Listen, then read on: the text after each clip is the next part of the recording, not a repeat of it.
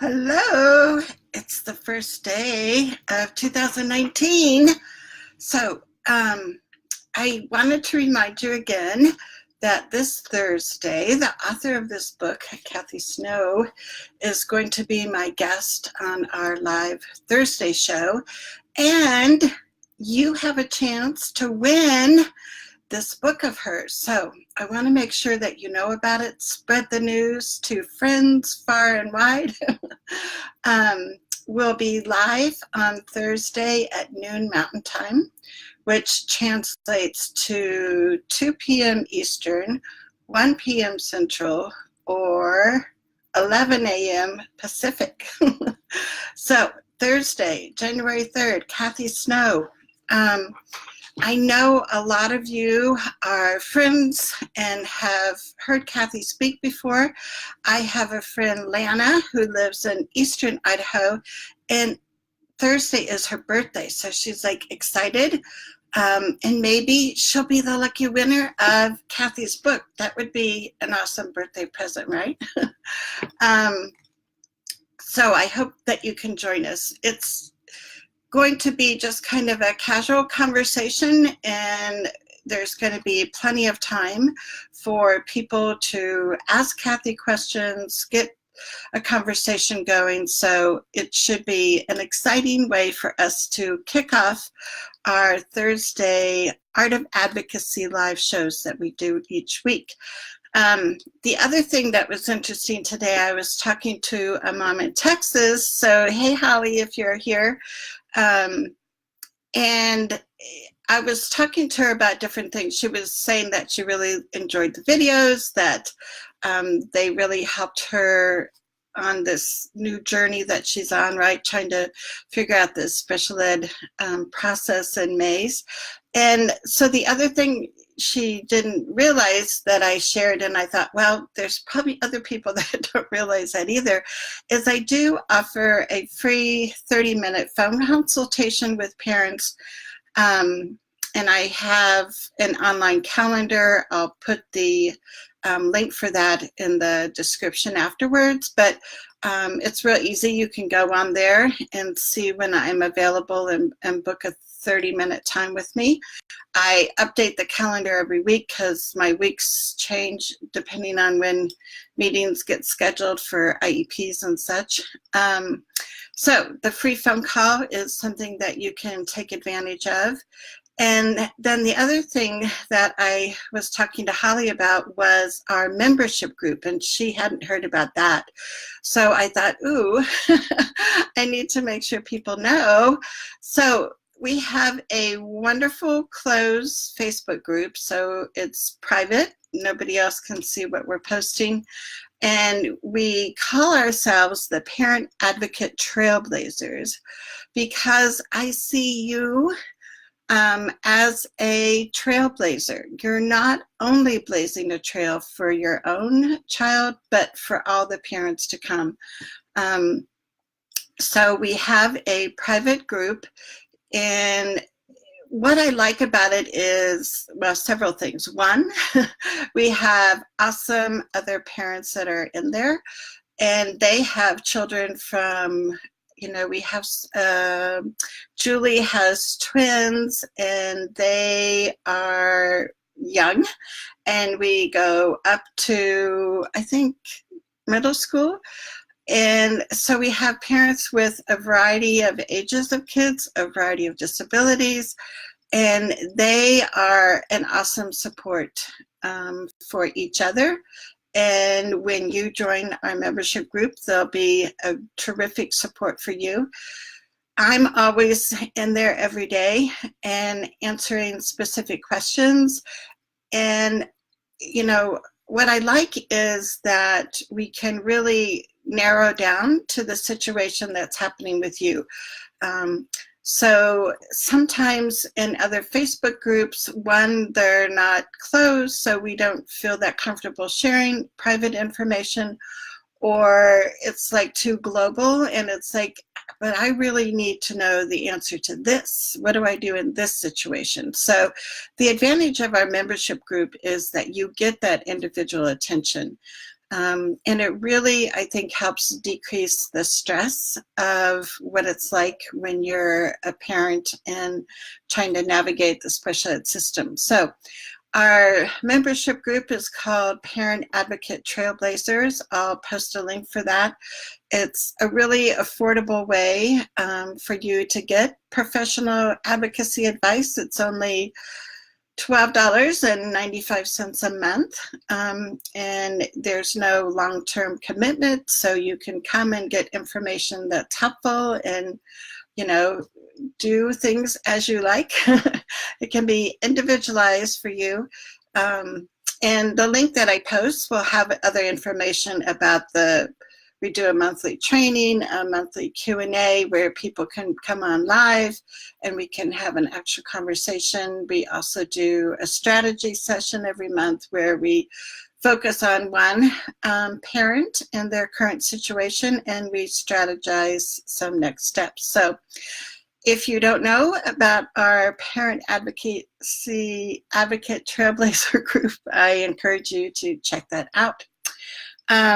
So the other thing was, you might notice I'm in a different place today. Yesterday, I tried to multitask and combine riding my stationary bike with doing a live broadcast. And if you didn't see it, that's okay.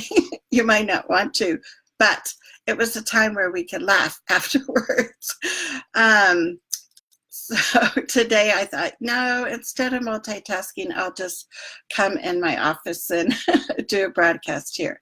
So it's the new year. I don't know if you set resolutions. I, have goals and it seems like I don't accomplish because, I don't know, it's always like a process. So one of my ongoing goals is to be a better listener. And when I was thinking about that today, I was thinking, I guess one of the biggest strategies that I can offer parents is to ask more questions. And that sometimes means that we have to take a step back and not be so quick to answer, not be so quick to judge or have this knee-jerk reaction. And what I like about the strategy of asking more questions is that you become a better listener because you understand the situation better, and it can give you time to process. So even if you're asked a question in an IEP meeting and you feel kind of uncomfortable and it's like, how am I going to respond to this? One of the easy things that you can do is to ask a question back to that person. So when I was looking at, in my book, The Art of Advocacy, it's available on Amazon, but in chapter 2 in my book, I have a lot of sample questions and scenarios. And the title of this chapter is Listen and Ask Questions with Genuine Curiosity. And I think that can make such a huge difference. We need to ask more questions and assume less. So if you are looking for something just a quick read, but like kind of pretty well packed with strategies, my Amazon #1 best-selling book would be something that you might want to pick up for the new year. And what I've tried to do in each chapter is to give you some actual scenarios of real conversations that happen at IEP meetings and how you can respond. Because I think so often we sometimes hear about, things that sound like, well, that's a good theory, but like, how do I really do that? So in this chapter 2, I have, 8 different specific things that parents can do in changing their ability to really listen and to ask clarifying questions. So let me just go through these 8 quickly and kind of give you a little bit of a feel. So what can parents do? Number 1, Challenge yourself to set aside your opinion for a time in order to see this situation from someone else's perspective. And then I talk about that one. 2, notice both the emotion and what the speaker is saying. So that's why, like, the body language, the emotion, all of those parts, you really have to key into, not just the words that you're hearing at meetings. Number 3, while listening, do not think about who is right. And this is something I always have to remind myself to work on, because especially when we have discussions about inclusion and the school team is recommending a more restrictive placement, I have to remind myself to listen, to think of their perspective, and not hang on to, I'm the only one that has the right solution. Number 3, while listening, that was number 3. Do not think about who is right. Number 4, keep focused on the conversation. And this might seem simple, but sometimes our mind just kind of goes. Or when you are at the meeting and they tell you all these low scores and all, this laundry list of things that your kid can't do, it's really hard then to listen to the rest of the conversation at the meeting. So that's another tip to kind of keep in your brain. Number 5, bring someone else who can take notes for you. It makes it easier to listen better. And I'm sure you've heard about, hey Jan, I'm sure you've heard about bringing other people to IEP meetings, but not only for that emotional support, but for somebody who can remember to turn on the tape recorder or take physical notes for you, because it's really hard to jot down things while you're also trying to listen.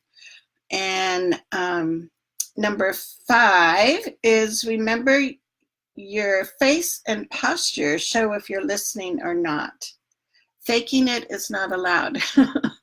So just as you're going to be interested in watching other people's body language, the emotions that they're showing, listening to the words, you need to be aware that your body language, your emotions is being kind of checked by the other people. So another thing I have to tell myself sometimes is to smile and to, like, engage and not, kind of have this angry face when I'm hearing things that are, like, not very positive about students.